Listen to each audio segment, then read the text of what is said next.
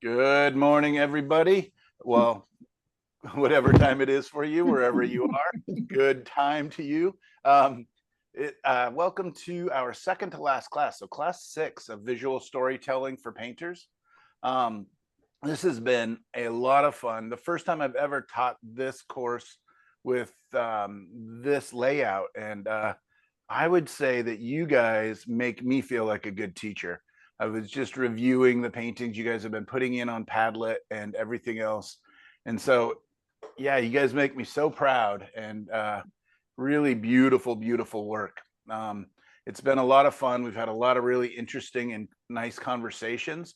And so I'd like to continue that. So today, what I'm going to do is split our class into about 3 parts. First part is, and you guys can decide the order. So we've got 3 different parts. One part is me doing a demo of glazing and finishing up both of my 30 by 40 paintings. I'm hoping that should be really quite quick, like about 15 minutes per painting. So about 30, 40 minutes of that.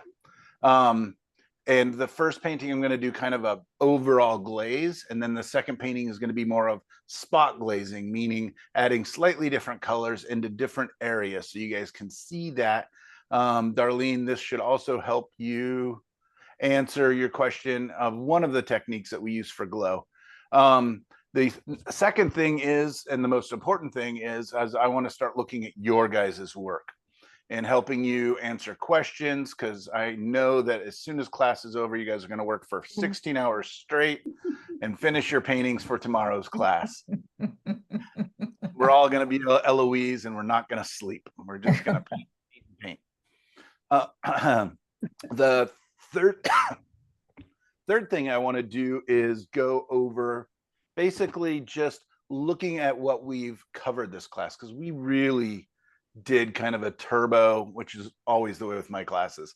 I always say, keep it simple, but there's just so much to share, so much to explore, so much to try that I know I give you guys too much information, not enough time to try it out. But I'm hoping that, Graham finds something and Michelle Walsh finds something else and Regini finds something. It's all this information that you guys can find that speaks to you. Again, one of my big beliefs as a teacher is 2 things. It's not about giving you guys answer. It's about helping you ask better questions of your work. And number 2 is all I'm responsible is for giving you guys tools and explaining those tools. You guys get to figure out how to use them. And that's where your style and your voice and your inner poetry is going to come through. I'm hoping, I'm not training a whole bunch of little baby Michael Orwicks, because there's, God forbid, the world can barely handle one of us. Yeah, Beverly, what's that? I said you could be. Anyways, yeah, so we will continue to just keep using these tools. And that's what I really want to go through in part 3 of the class is, with all the different lessons that we've done, all the different things that we've covered, what stands out to you? Michelle Fritzler, what are you going to take going forward and really start to explore and bring into your work? Nyla, Linda, everybody else, just what is it that stood out to you, that was interesting to you? Because I think we have about 15 different elements that we've covered, which is way too much. It's a ridiculous amount. Nothing but abuse in my classes. And yeah, so what stands out? Because truly, I really believe this. If you go away with 1, maybe 2 things that help clarify your own voice and help you to express yourself that little bit better, the class is worthwhile. So if you're going away going, God, we covered so much, I can't even remember the other 13 things, that's okay. 100%. Plus, you guys have the handouts, you have the videos, you can revisit those.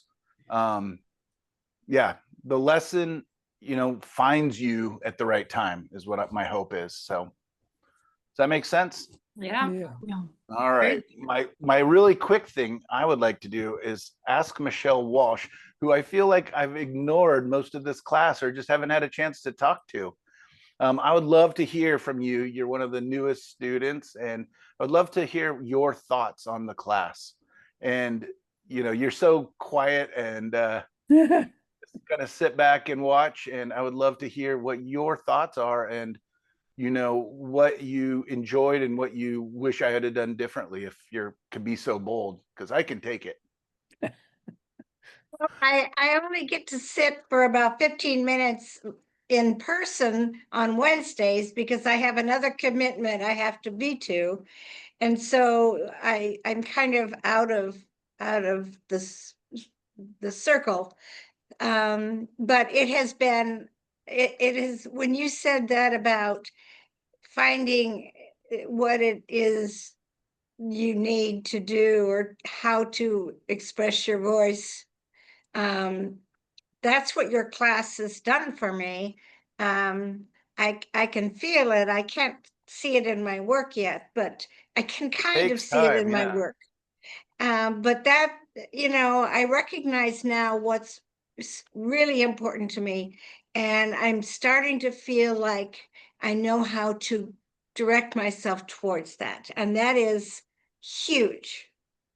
Oh, that's fantastic. Yeah, Yeah. and so is having the recordings been useful for you?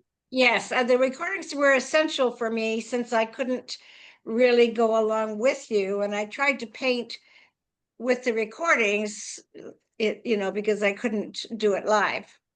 Yeah, Yeah, and there's a benefit to that because you can pause it and you can fast yeah, forward through all my just babbling on, and absolutely. Yeah, yeah. Awesome, awesome. Yeah, yeah. does anybody else, Beverly, you're new, Manje, you're new. Um, uh, what have you guys thought? Like, was this kind of what you expected? I know you guys all had seen videos online, and is this the class that you were hoping for? Is this too much of a class? Um, what did you guys think? I'll start with you, Manje. Okay, yeah, no, I think it's just perfect because to me, I've waited for years to take a class with you, Michael, as you know. Uh, And this is just the right time because I felt a little stuck in my paintings. So it helped me to loosen up also with the homework that we get every week.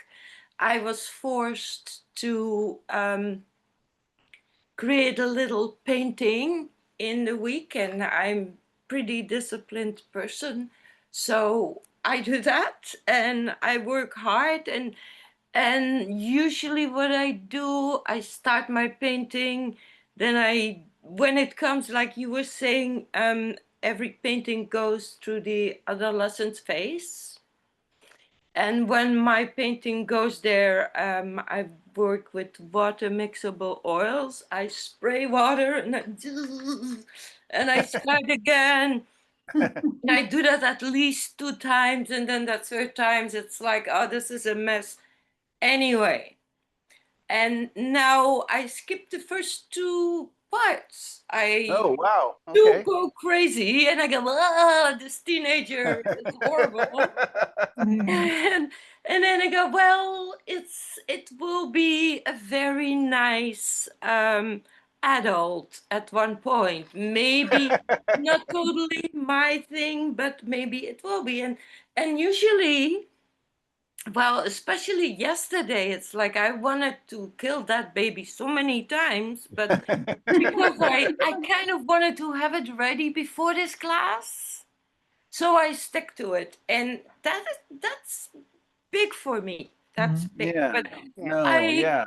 I appreciated everything that was handed out to me in this class, and I have learned a lot. I made a lot of mistakes, and I've learned a lot from that as well. So, yeah, I love it. I mean, I would sit here forever, but I know I can't financially carry it through my forever, but I will, you know, I Yeah, love but you're a part of the next class, so we get to keep working together. And Yay, yeah, that is so I'm really exciting. excited. Yeah, no, that's gonna be Yes. so fun. And I appreciate everybody that's been able to sign up.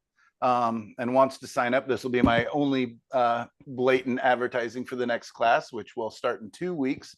So next week you'll have off. I'll be in Boston with our daughter, and so then we'll start right back up, and it'll be a lot more about design and values. So for those of you that are more interested in kind of the more tonalist side of things, this will be a great opportunity for you.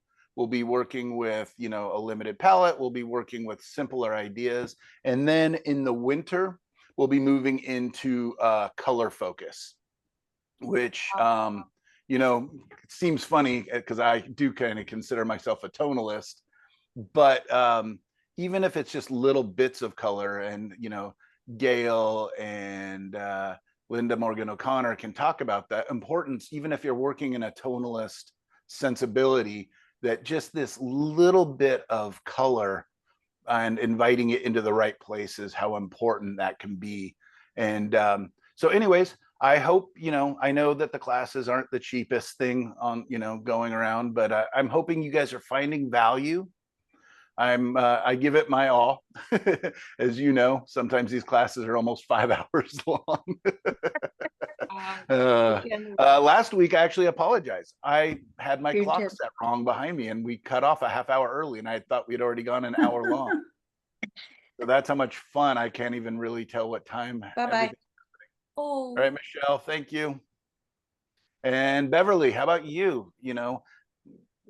Well, I just think it's remarkable. I think it's great in every aspect. I find your teaching inspiring, your painting inspiring, your descriptions of color and application and all the various aspects of painting is wonderful.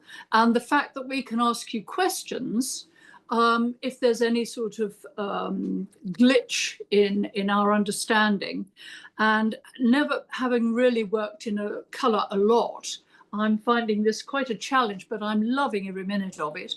And then the fact that we've got videos to go back to, and we've got the chat and Padlet, and the extra day to sort of all meet up and ask questions about sort of simple things. It's absolutely phenomenal, and I'm thrilled that I've found such a great class. Thank you so much.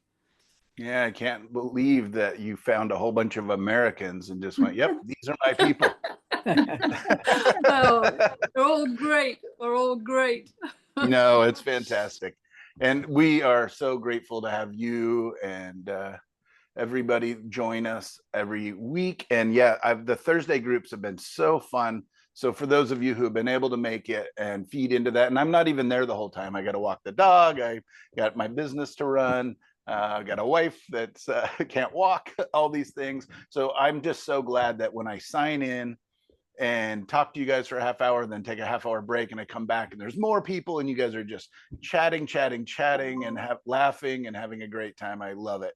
Mm-hmm. So yeah, I'm so glad that it goes beyond this class. It goes beyond me. It's about all of us. It's about all of us sharing, all of us helping each other as a true community. And that's the thing that I'm probably the most proud of. That plus torturing you guys. Thank you, Michael. Yeah, absolutely. All right. We quite enjoy torturing you too, I have to say. Yeah, last week was a good example. I watched that video back for part of it, and I'm like, wow, yeah, you guys really had a lot of ideas. A lot of thoughts. But it worked out, and it was a lot of fun. All right. Good to see you, Jada. Good to see you, Lisa. Thumbs up. And Brett, great to see you. Well, see your letter B.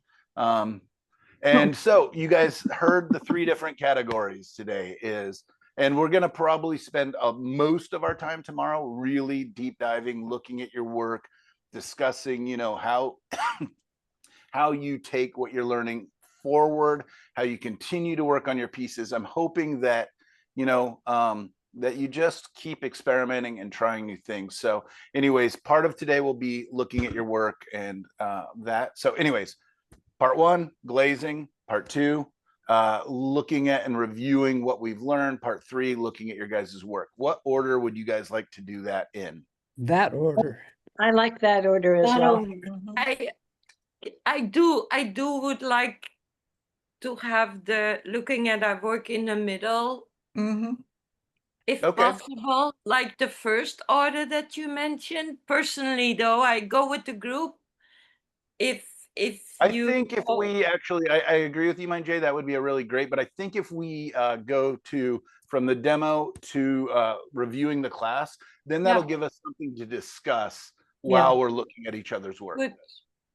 I Okay. think that sounds good because I think my fear is that we won't get to the third part if we start looking at our work. Because it always goes over. That is true. I Yeah, know. I always that talk is so true. long. Always Unless like someone 3 has to minutes leave per early. painting, Oh. and then Tomorrow we're looking at our work as well. So yeah, that'd be- exactly. So that's a Mhm. 2-parter. Yeah. yeah. Perfect. All right. Well, let me go ahead and pin myself, and we're going to jump up to the easel. And I pulled up. All right. So everybody sees the easel with a tree on the rocks and a couple little color studies underneath it. And that's something that we will be doing in the color class. So I'm just going to describe what those are and what I'm thinking. Give me 1 second here while I set up. Ah. I'm not used to having a camera sitting right in the middle of my. All right, so let's start down here. So there's the easel and the setup. These are the paints that I've been using the last week. These are my leftovers. You know, this is just a palette that I can put a plastic cover over that keeps my colors nice and wet, right? It's got this Tupperware lid. And over here, I've got a pad that I can put a bit of clove oil on to keep my paints nice and fresh.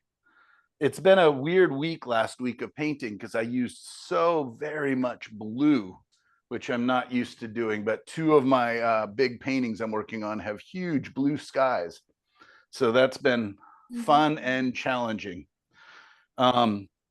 Okay, and then you see that I pulled out a whole bunch of transparent yellow colors and 1 transparent red. So when I'm glazing, it's partly about the mediums, possibly, but a lot of times I don't even use mediums. I'll just use the transparent paint. So here I've got like Galkid gel. And then if you look over here, these are all my different mediums that I use. I do prefer them out of a tube if I can find them. Just because they travel better and they seem to stay longer than in a jar. So I've got lots of different ones here. You know, if anybody has questions, like this is a solvent-free gel. This is a really nice but very expensive gel called Oleo gel, which some of my friends swear by, and seems to be really nice, but I just haven't really used it very much. And then I've got a Liquid Oleo Pasto, which is a nice fast drying. So I'm constantly looking for in my mediums something that's not so shiny, like a Galkid gel by Gamblin would be the same as like a Liquid basically, or a similar working properties, but it dries very shiny, which doesn't work for all of my galleries or all of the ways that my work gets presented, because it looks almost like there's a sheet of glass on top with a bit of a glare. So I've been exploring and investigating. And so I found something called Alkyd Pro. You can see I haven't used very much of it, but I am liking it. It's a fast drying Alkyd medium. It's very sticky. So I'll usually add a little bit of Gamsol, which is basically my paint thinner, which is over here.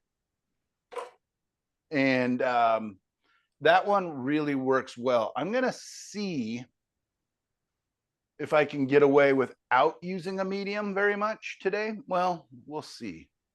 Because this is a big, huge area to cover on this painting. All right. So when we are glazing, you can glaze with opaque paint if you thin it down enough, but it is going to cover. It's going to have it's going to add kind of a foggy quality to everything, right? So how I think of paint is fully transparent paint is like looking through sunglasses, right? You know, you can look through rose colored glasses and you can see everything clearly. It just changes the color that you're seeing.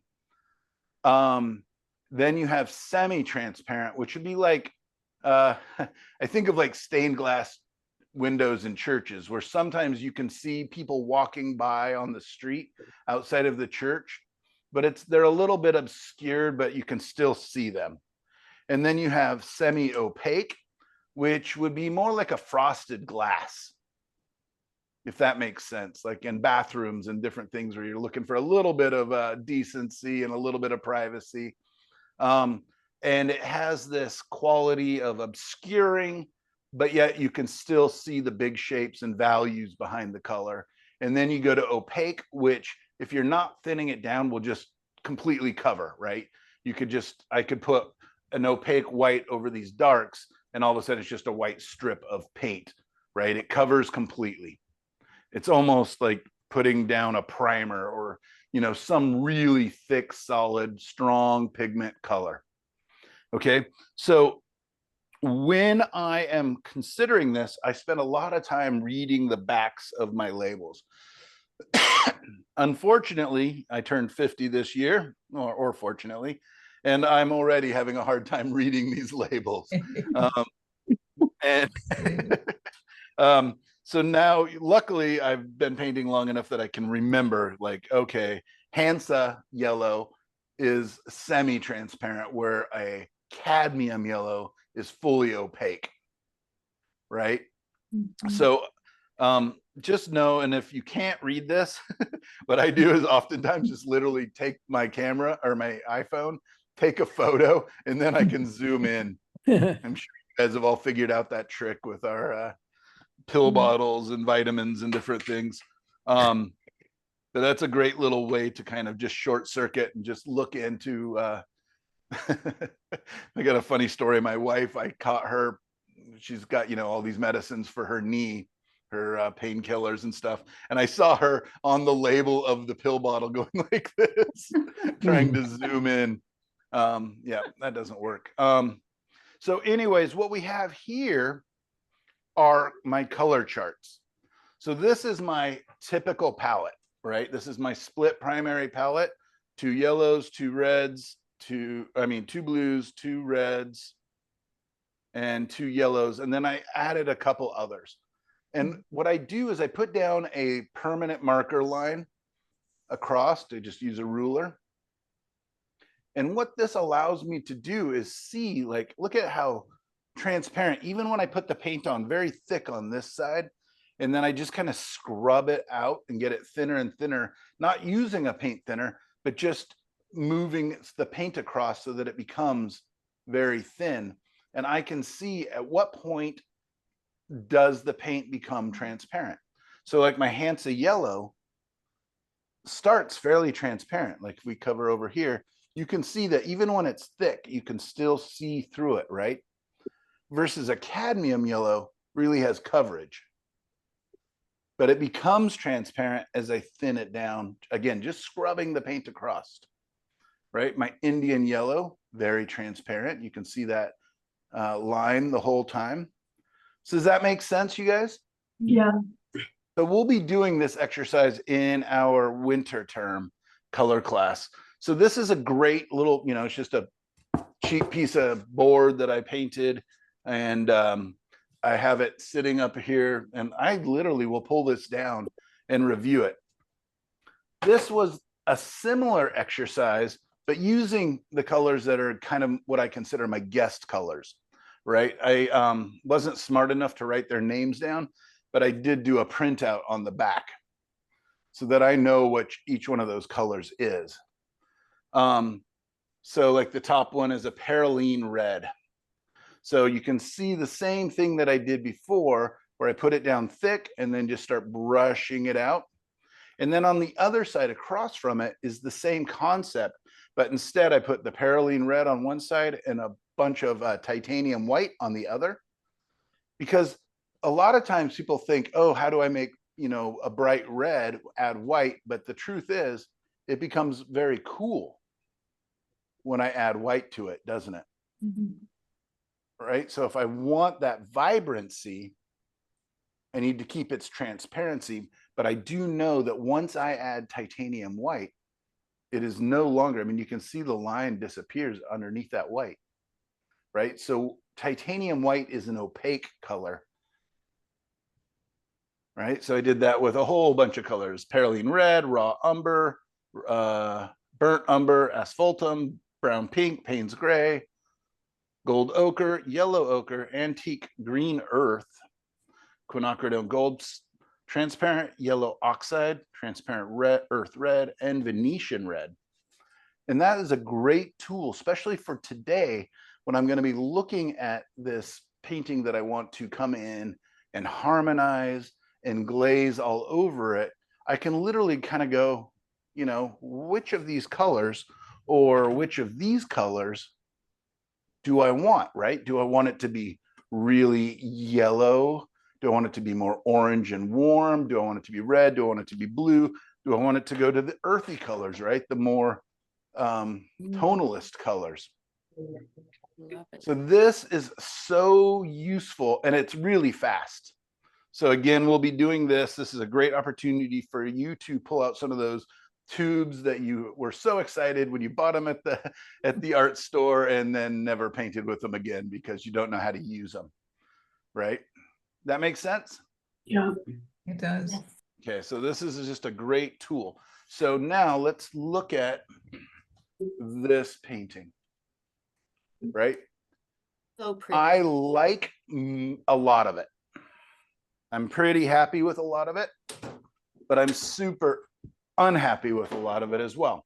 I think it's better this week than it was the week before, but it's still kind of, in my opinion, very colorful, right? Regini would make it even more colorful, you know, if you're into color, but this feels kind of all over the place to me still.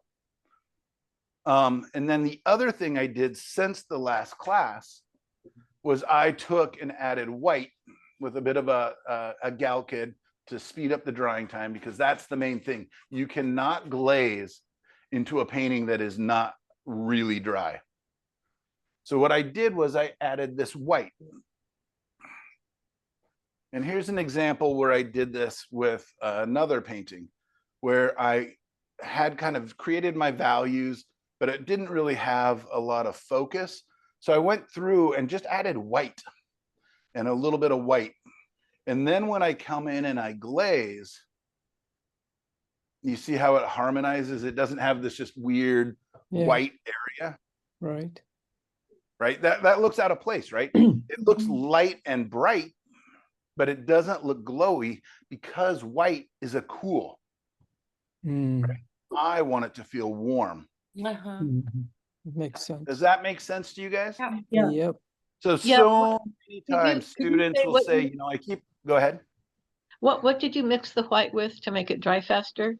I used the Alkyd Pro on this one. Okay, thank you. You could use any fast, you know, any medium that's going to dry it a little bit faster. What I like about this one versus, let's say, like a Galkyd gel is that this one actually is absorbent. So it's creating kind of a chalky feel, almost like a gesso feel. Whereas if I'd done it with the Galkyd gel, which would have been totally fine, but the Galkyd gel is slippery, shiny, and a little bit slimy. I don't know if that's the right word, but it's slick, right? And it's less absorbent. So you can, you know, you're just going to have to figure out, you know, what is it that you're after. There's no one tool that does exactly what you need. Just like there's no one color that does exactly what you need. All right. Any questions on that so far? Oh, well, I guess since we're painting by committee these days, my initial concept was to use actually this color, which is going to really kind of brown everything, you know, towards a yellowish, goldish brown. I believe that's the right color. Yeah. So that's a transparent yellow oxide, which would be just kind of like the red oxide, or it's a yellow, transparent Not too earth yellow. scary, that color. That It is scared scary, me. right? It looks so muddy when you open the tube. Yeah. Looks And like it really yellow ochre. is. Yeah, here, I'll just pick up a little bit on my palette knife and you guys will see where do I put it? Over here. Yeah, Yeah. it really is a muddy, dirty color. And if you don't like the glaze, I mean, I guess I'm answering my own question. You can glaze over it with another color to try and change it or You wipe can it off. change I'm it, just but every wondering time about you go ahead. if the white is so absorbent, I guess I'm just wondering, is the gel or the pro easier to kind of fiddle with if I don't like the glaze color? Such a good question. And you are 100% right. Yes, the gel is better at that. If I want to be able to, the gel will be more forgiving. The Galkid gel or liquid will be more forgiving. But I don't want to use too much in like when I add the white, because otherwise it's non-absorbent at all, right? So I want a little bit. So anyways, this morning, looking at the painting, looking at the color I was thinking about using, I got nervous. I really did. And that's why I like having these color charts. Is I'm like, I don't know. That's a lot. That's going to be, it's really going to change it. It's going to make it look antiqued, which I like, right? I like this kind of timeless feel, like you could have discovered it in an antique store or see it in a back of a church, you know, that's been burning incense for 100 years. Or, you know, I love those effects. But at the same time, maybe, you know, where this light's coming through, maybe I do want it to be light and fresh and airy and less, you know, less dominant. So I looked through all my tubes. Like I showed you, I've got a pile of 5, 6 different yellows down here. I've got gold ochre. I've got transparent earth yellow. I've got a transparent yellow medium by Rembrandt, which I hardly have used over the years, which I really think might be nice because it's transparent. It's going to warm up everything, but it's not going to get dirty. So I have to decide, do I want this to feel more tonalist, right? More antiqued, or do I want it to feel vibrant and colorful? And this is where you guys get to come in. Antique. What do you guys think? Should we go a little more colorful on this, a little more Yes. pure, or would you guys like to see the more Antique. tonalist? I like antique. Antique. Show of hands. The last tube of paint you showed looked a little acidic and looked quite sharp. I just it's quite lemony. I just wonder how it will work with the painting behind it. How about your Yeah, Indian you and yellow? me both. I like about the idea of the antique. Antique. All right, we're gonna go. I like the antique. So we're gonna go with the transparent earth yellow. One of my very favorite colors is it on here? Maybe it's not. What's the one right yeah, under the blue? Kind of Indian here? yellowish. Yeah. It's not too muddy. Yeah, I've got that one, gold ochre. Yeah, I was thinking that. Yeah, Is gold ochre transparent? What about Indian yellow? I mean, it's gonna be so warm. So what I can do is I okay. can reserve some of that Indian yellow to bring in where I really want it, some warmth, you know, maybe on the edges here, maybe on the periphery here. Right. And the good news is we can experiment. It doesn't have to be one or the other or anything like that. But let's go ahead and put out some of the transparent earth yellow. So I know that, let me see if I can straighten that out so it's not so crooked. Michael, is that sometimes known as transparent yellow oxide? Are those the same? Yes, exactly right. Okay. Yeah. So the earth colors by Gamblin are oxide colors by other brands. Okay. Are you going to glaze the whole thing or just the hot spot? I'm going to try starting with the hot spots and see what happens. But I think if I'm using kind of a color that's going to make it look more vintage, I think it'd be weird if I only have vintage down the middle and then colorful around the edges. Yeah, true. So maybe what I'm going to do is go ahead and use some of that Galkid gel and go ahead and mix a little bit of Galkid gel. And I'm just going to mix that with about 30% of Gamsol, which is the paint thinner again. I'm going to grab a big brush and I'm just going to brush this painting down. And what you're going to see happen just by doing that is watch what happens as colors come back to life in these darker areas and different things. What it does is it makes my painting feel wet again. So like can I just, I'm using fresh paint. so you're going to paint over it with the mixture of a Galkid gel and Gamsol, or just Gamsol? Galkid gel and Gamsol, Right. just to kind of make a nice slippery surface that well. So I just kind of put it on a big brush here. Did you and I'm already just mix gonna it? Like oiling out. oiling out. Yeah, basically that's what I'm going to be doing. So watch what happens when I bring it into this area here. And hopefully you're going to be able to see the detail a little better. What happens with oils, especially if you're using a lot of paint thinner or anything like that, is it dries a little bit matte. Yeah. That's what I was just going to ask you about, because I'm like you, I don't really like super shiny. And Yeah. the water soluble, unfortunately, if you use any of their linseed oil or even the medium without anything, they turn so shiny, it's ridiculous. But I noticed that Duo produces a quick drying medium, which is matte. And Oh, there you I go. suddenly wondered if they have it in regular oil as well. There are, but you have to read. It's interesting that they rarely say what the medium dries as, or, you know. I think And this is a great way to test. They used to want shiny, I think. And the thing is, if you paint with a lot of the Gamsol, you won't have shiny.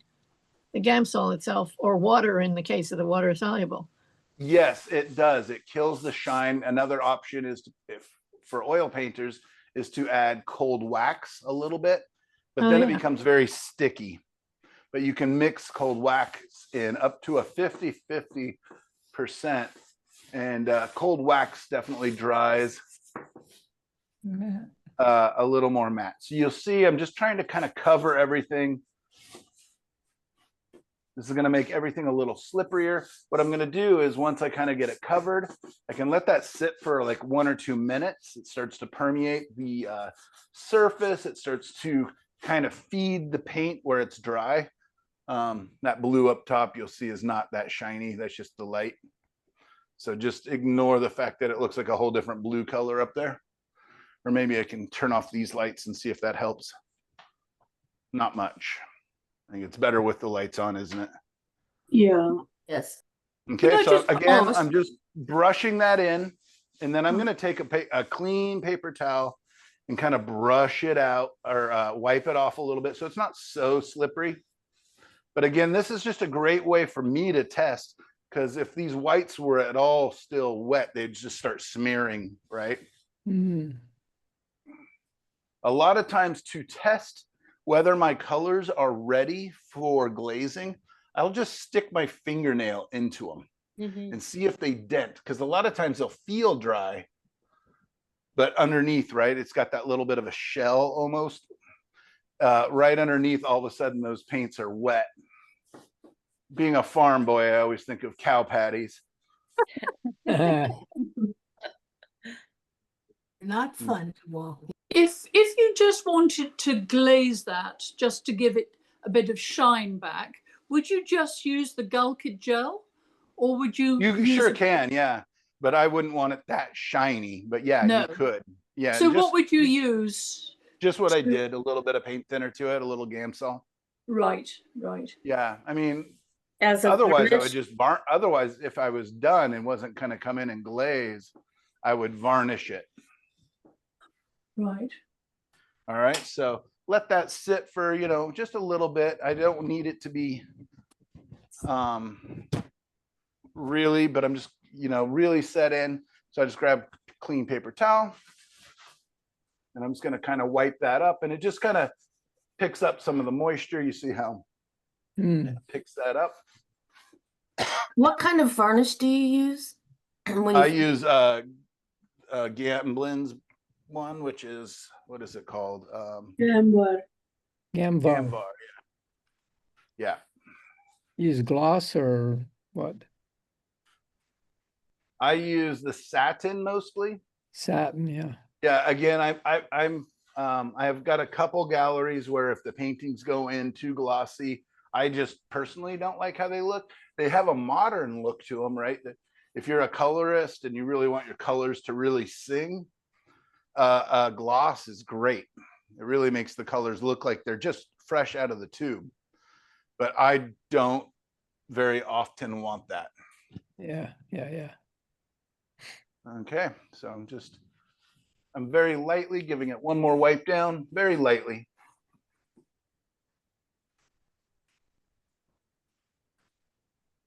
All right, who's scared? I'm scared. I'm nervous. I'm nervous. Here we go. Gross. Whoa. So anyways, take a mental picture, ignore the diarrhea in the middle. And let's look at these colors, how they are. Watch what happens to these blues and other colors. But what the other thing is, once I start covering everywhere, it starts to harmonize. And all of a sudden, these colors, watch what happens when I cover it, right? They're no longer blue. Yeah. Right? But watch what happens when I cover the whole thing, is our eyes adjust and start to read, even though they're now greenish, starts to read them as blue again. Because it's always comparative. It's always about the colors that are around it. did you say you mixed this color with anything, a medium? No, but it's got all that medium that's already on there. Yeah.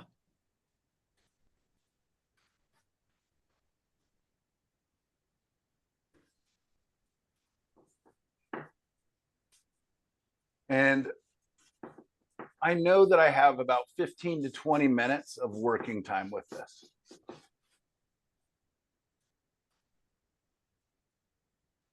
Ooh, wow. But do you see how all of a sudden these blues are coming back into blue once I have these other colors covered? I think Because their eyes just adjust. yeah, it's gonna be gorgeous. Again, it's like putting on sunglasses where, like, when you first put on the sunglasses, you're like, oh, the world is brown or the world is gray or the world is pink, but depending on the color of the lens. But then your brain literally adjusts so quickly.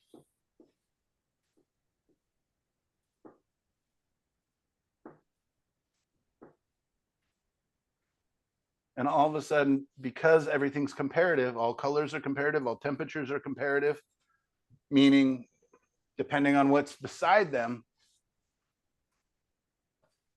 But do you see how all of a sudden it started harmonizing? Yeah. Like ties colors are- everything together. I love Right? The colors are related. It doesn't feel so garish. And again, when I say things like garish or, you know, overly bright, that is a personal taste, right? I know that a lot of people really, you know, my collectors even really like my more vibrant, colorful paintings. I just wish I did. What I noticed most here all of a sudden is that even though the water took on a greener cast, but when you went over the blue part of the sky, I was waiting for that to turn green, but it didn't turn green. Yeah, It is greener for sure. Oh, Like, it's here, greener. let's just- Okay, that was Yeah, the let's light. take a paper towel. Let's Yeah, take a it paper just- towel and was remove just- part of it and watch what happens there. Okay. And you see how all of a sudden the blue comes back? Okay. But yeah, you are completely right. It just appearance wise. So I'm just kind of getting an even coat with it. And then we get to start to play with and manipulate this due to adding more color, more of our transparent yellow oxide or transparent earth yellow, which, you know, the Gamblin brand again. Or we can wipe it away. So this is why this is so fast. Watch what happens now is I'm gonna, again, if I was smart, I would let this sit for a minute or two because I do want it to soak in a little bit. But what I'm excited about is this focus area, right? And you see how it kind of disappeared a little bit? It's not as exciting anymore. Mhm.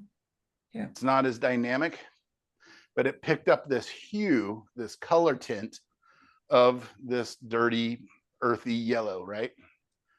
But I want this. I want a focus area. I want it to come here. I want, you know, I'm going to use this to move our eye around. So I'm just taking a clean paper towel. I could do the same thing with just a clean brush, nothing on it. Let's try it with a brush first. Ooh.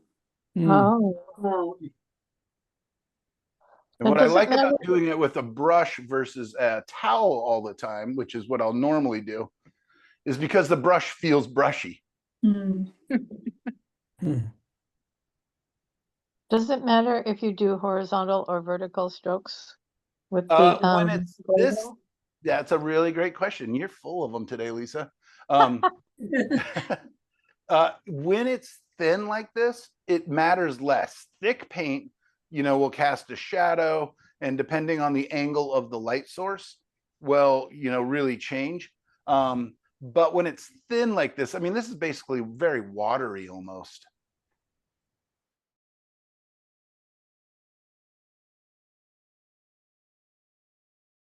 Thank you. I think that's one of the reasons I like having this very communal, conversational class, is because I think I'm describing and thinking of everything that you guys would ever think about, but then you guys ask really good questions. See how much brighter this was? And I can dissipate it out, right? Just by taking some paint around it, right? My brush is not clean right now. It's just picking up some of that glazing color. All right, paper towel.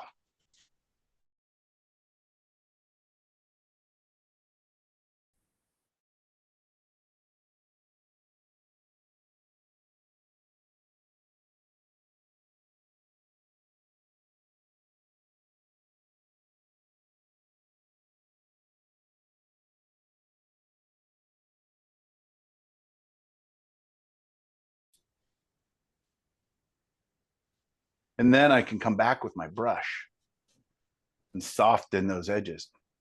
But you see how I've been able to bring back that focal point, that I've been able to harmonize the painting? Mm.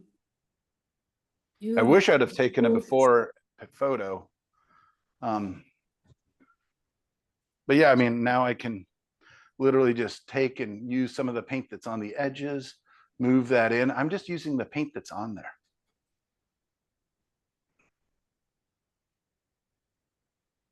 Mm. All right, what do you guys think? Better or worse than when I started? Very nice. Better. Better. Beautiful. All right, let's think about the light is coming from here. It's raking across.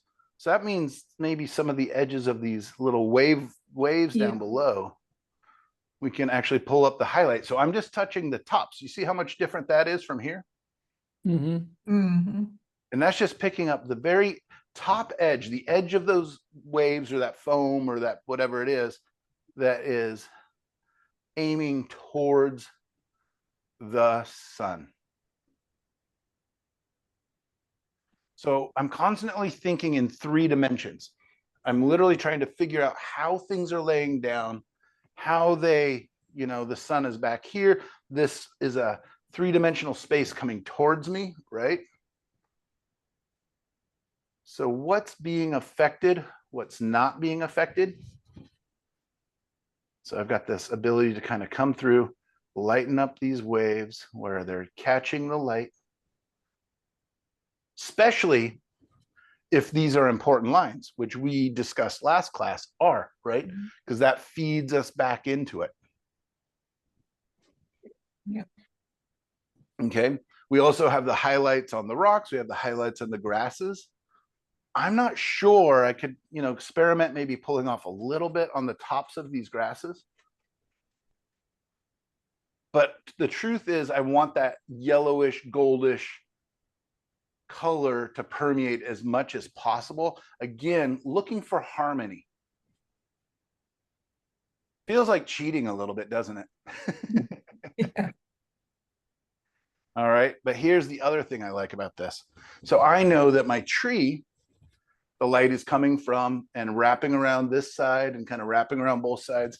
So I've got a shadow side to my tree. I've got a shadow sides to my rocks. So by actually removing some of that warmth of that glaze color, I can reveal some of the cools. I don't know if you can see them or not, but like looking into my shadows, I might want to pull some of that out. So it goes both ways. Yeah. Where I'm thinking of the light, and now I'm thinking of the reverse of the light, the sides that aren't getting that warm light and bringing out their cools. Yeah. Can do that even back here a little bit, where there's a warm, foggy mist sitting, in between these different areas. But maybe I just pull off a little bit, but it's a soft touch. I'm just pulling off little bits of the paint, and it's gonna even not be like noticeable, like in a real observational way, but we'll feel it. We'll feel that the shadows are cooler in where I want them. Because again, this is a soft. You see how the light all of a sudden got softer too? Throughout the whole painting, it's a slightly misty, like you can tell now that there's clouds and that light is fighting through those clouds. And it's not this direct, hot light. That makes sense? Yeah. It does. Same thing can happen here. It made Now- the tree more three-dimensional. Yeah, I hope so. And then hopefully with the rocks as well.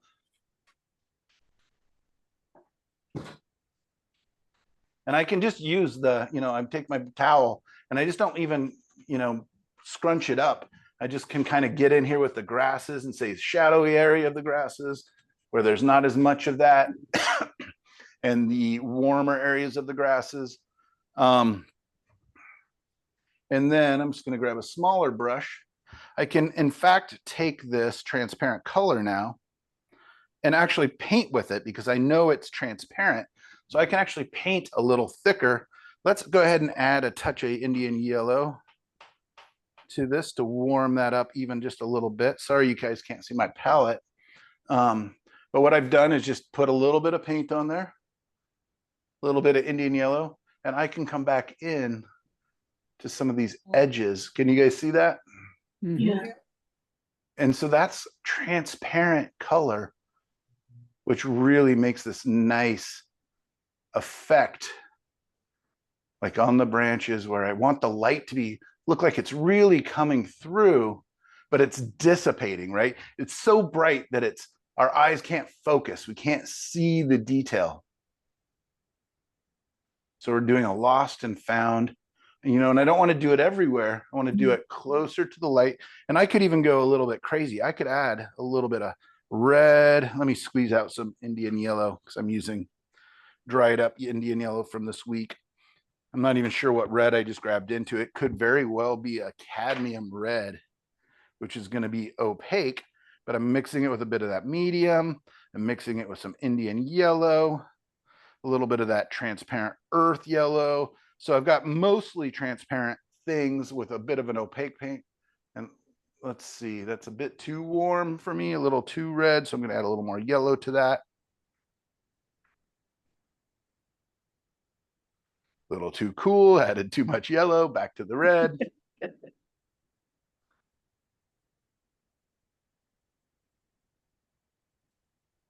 a little darker than I had anticipated, meaning a little more opaque. So I'm going to add a little more of the medium.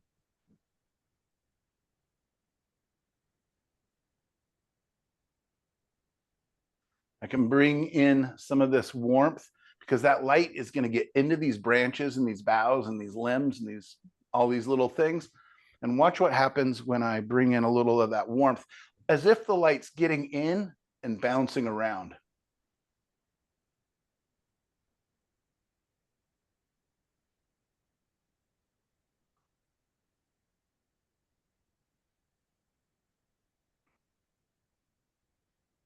Especially on the sides of the trees that are actually catching some more of that light.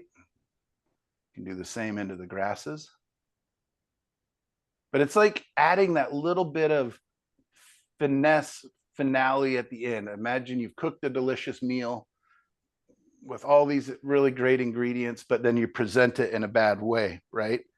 It's still going to be a delicious meal, but it just doesn't look as good, which means, unfortunately, you know, if you're somebody like me, is it doesn't taste as good if it doesn't look good, right? So you've got to present the food.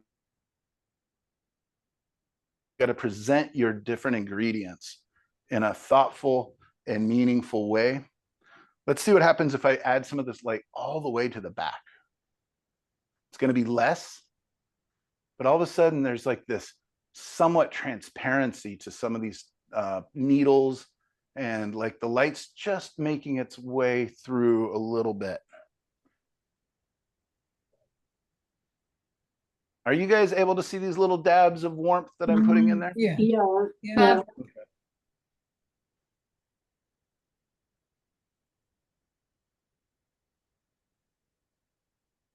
Be nice to see a close up at some point. Mm-hmm. Oh, you'll just have to come over. You're paying them fair, right? Yeah. No, I'll do my best to kind of zoom the camera in here in just a little bit. Yeah, no, just at some point. Be nice. I am so much happier. I mean, again, if I was more of a colorist, I probably would have been happy and I could have kept experimenting with the color. But having this ability to kind of neutralize or harmonize my colors is really a bit of a safety net almost, or just it's just a great tool. Again, I just want to present you guys with different tools, and it's not like I do this to all my paintings. In some paintings, I really think of it and plan them out in their different stages where I know I'm going to be doing this. And other ones, I just like, oh, that painting kind of sucks. It's not, you know, what I wanted. And then I know that I have this one last chance to kind of save it, to harmonize it a little bit. All right, let's see if I can. Well, first thing we like to do is let's turn off the lights. I'm going to have to shut some blinds real quick. It's very sunny here today. Still 55 degrees, but it is cold.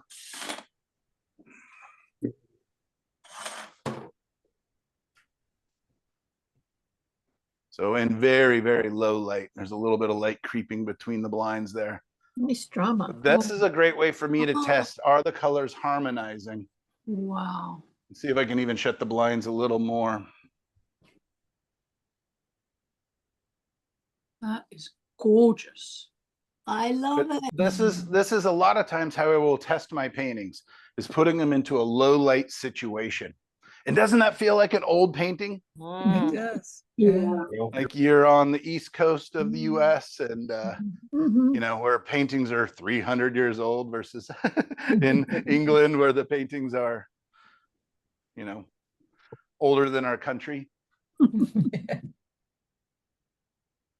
Yeah, so I have a couple spots in my house where I'll set up my paintings within view of my kitchen, because I'm typically the cook.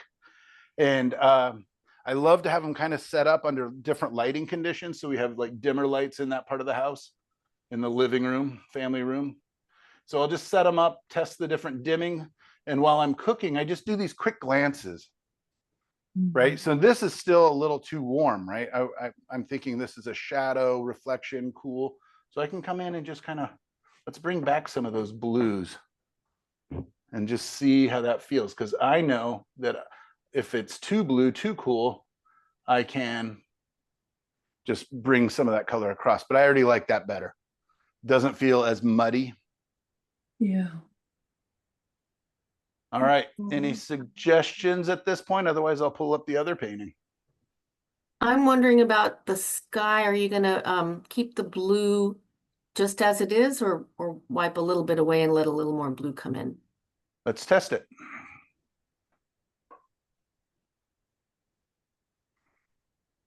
I personally kind of like it how it is, but let's just see what happens if I, towards the top, away from that warm light, that goldy light.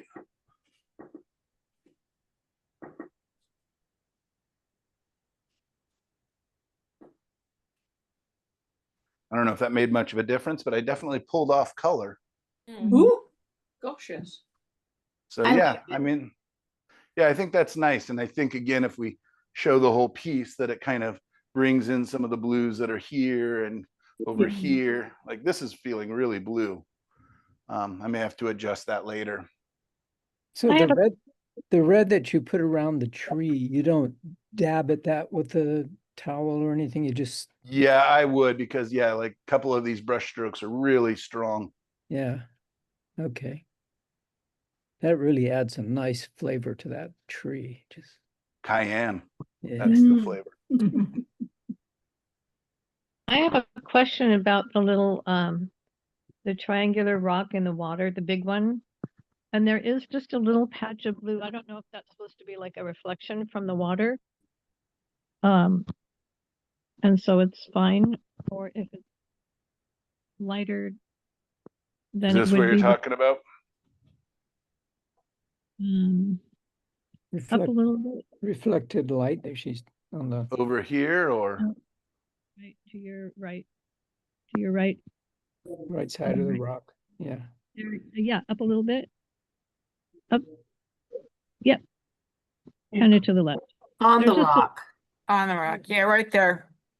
right up a little. It looks like maybe a little mist or wave coming up there. But it's really blue. Yeah, All right, let's And it- warm that up. reflected light. I think just that'll didn't- look better if it's warm, because that light is really wrapping. So let's even play that all up. Let's really warm these up and just see if we can get away with that. And again, that's what I like. Like I said, I've got like 15 minutes to really play and push things. So let's see if this cayenne flavor that we're adding. All right, let's add some of that over here on these grasses that are, I could even bring some of these grasses up, because they're going to be transparent. They're getting blasted out by the light. Transoxide red. No, it's those just different yellows plus whatever red I put into there, probably a cad red. But yes, that would have worked probably, but it'd have been more muddy.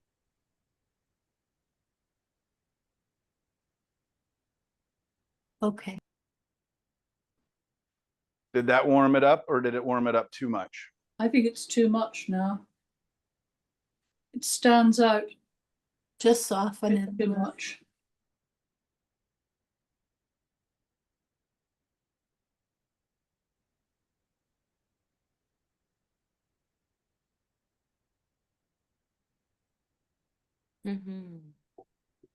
Yeah. Michael, with all this advice, we should not have any excuse to make beautiful paintings. No, this is the thing. I mean, this is how we all learn. And again, it's at this stage, everything's mobile. I could literally take paint thinner and wipe this all clean again. No. Would that blue, yeah, I was just gonna say that blue hill back there, would it be getting a little yellow light Let's- on the very Let's test it. Let's see. I add some of that warmth.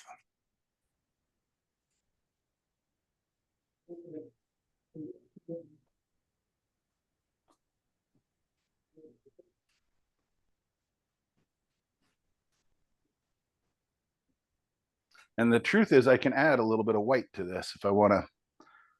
Let's start adding a little bit of an opaque, warm mist and see if that works. I don't know. This might be getting a little crazy.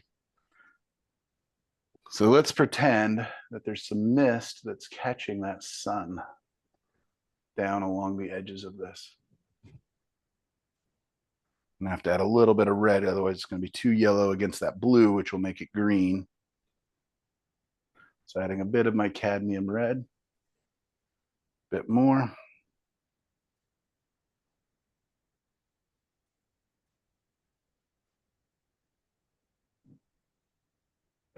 Probably a little more red because it's still turning greenish. So to kill the green, I add red.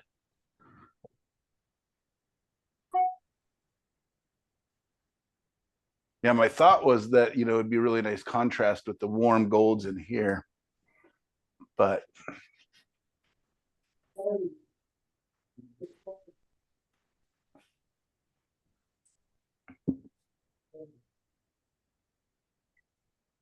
and the truth is, in the original painting, it's not as blue as it's appearing, at least to me, is what you guys are seeing. Let's see if I can add a little bit of that more mist into these rocks down here as well.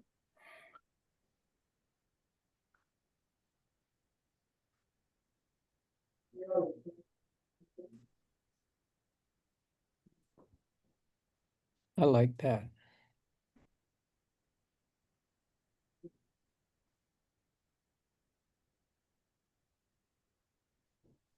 And it's so interesting with these glazes, these little just dabs of warm or cool. I mean, because you can glaze with cool colors too. It doesn't only have to be warm. You know, I could literally sit back and then this should dry within 24 hours because of the medium that I've added. But I could probably come in and go, oh, you know what? I need to cool down some of my shadows, which I don't think I'll have to do. I do think I'll have to resolve something in here because it is its own color.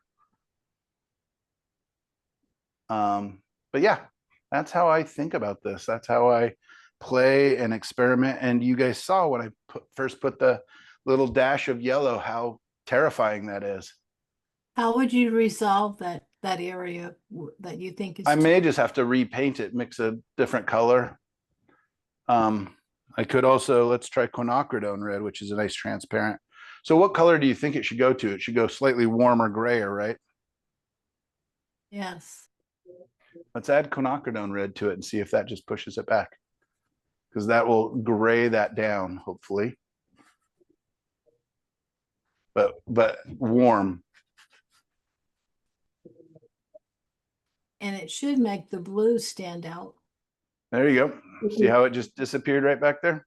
Yeah. That is better. Micah, you started to say that with these mediums, with the mediums that you're using, it'll set up in like 24 hours so that you could at that point come back in and do another glazing round or spot glazing. Yeah, I mean, I would want to test it for sure because, you know, it depends on the humidity of your studio, the temperature. But if you but I left would it for a also be couple- thinking probably of glazing in these areas Yeah. where, you know, there's not nearly as much of that yellow. Do you think there's a practical limit to how many times you could do that? I mean, especially depending on the medium you're using. So if I'm using Galkid gel or liquid, it's becoming less and less absorbent, right? I'm just creating like a shellac. Right. But the Alkyd Pro might let you do that more. Yeah, I generally will start to find that it gets, so that's a lot of time when I'm glazing, I will just use pure paint because I'm using transparent colors. So I don't even need a medium, but when I'm painting something this big and glazing such a massive area, I kind of want that speed, but that may be my own laziness, right? I probably, I found you hardly need medium if you're using transparent color. Okay. Does that make sense, you guys? Because a lot of people, I mean, that's probably one of the most consistent questions I get, not only from students, but from online and anywhere I show my work is, you know, what mediums do you use? But the truth is, I'm just looking for transparency. I'm wondering in this next one, if we can just do it without, do you guys want to try it without medium? Yeah. Oh, so scary. One more question on this one. Yes, sir. That started off as a black and white acrylic painting. This Yes. one? It did. Did we do that in the class? I can't remember. Did you have it done before? No, I had already painted it. I've got to have a couple paintings done for a show coming up. So I was working ahead. These will be out at Dragonfire Gallery if they like them. Whoa, beautiful. And so, no, I did the black and white underpaintings. We did on one of the Thursday classes, we did like on the next one, you'll see, I was taking feedback at that point because I'm a glutton for punishment. And it was fun. And, but that was still acrylics. Yeah, underneath. yeah, it'd be interesting to see the beginning of this beautiful thing. Yeah. I'll see That's you. gonna go fast have in one more. gallery. There's video under our class videos on the Padlet page. I think it is class 2.5 or something like that. Yeah. Painting demo glazing from Thursday session. So it's about 5 videos down. You'll Okay. see it. And that's where I did my first coat of glaze. So I actually started with the black and white. Here, let's just, oh no, I don't want to show it to you. I was thinking it was a sped up video, but it's not. But anyways, yes, it is there. You can see it. Okay, I go searching for And then it. I have one more video of the in-between layer to share with you as well that I recorded. Yeah, there we go. Let's take a 5-minute break. I'm going to change paintings and we're going to do the same thing, but I'm nervous to not use medium, but let's see what happens. Okay. What do you guys care? It's not your painting. All right, let's go. Let's ruin Michael's paintings. Indeed.